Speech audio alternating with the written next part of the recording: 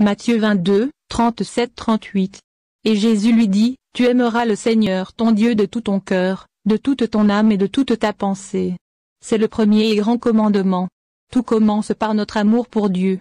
Lorsque nous l'aimons de tout notre cœur, âme et esprit, garder les autres commandements est une conséquence. Si nous l'aimons vraiment, notre carburant quotidien est de faire de notre mieux pour lui plaire et de nous éloigner de ce qui le rend triste. Et vous qui n'avez pas encore donné votre vie au Seigneur Jésus-Christ, vous devez donner votre vie au Seigneur Jésus-Christ.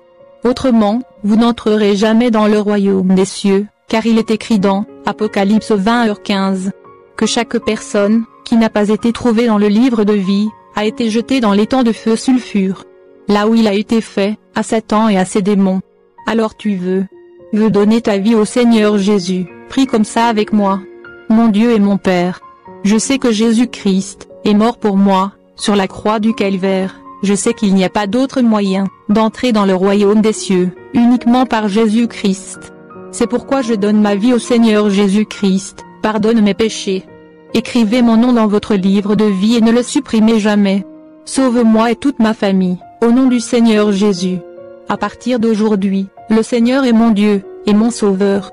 Je n'adorerai que le Seigneur, en esprit c'est vrai, je ne prosternerai jamais devant personne, plus seulement devant le Seigneur Jésus-Christ car lui seul est digne de tout honneur, toute gloire et toute puissance. Pendant les siècles des siècles, Amen, gloire à Dieu. I Corinthiens 13.13. Que la grâce du Seigneur Jésus-Christ, la beauté de Dieu et la présence du Saint-Esprit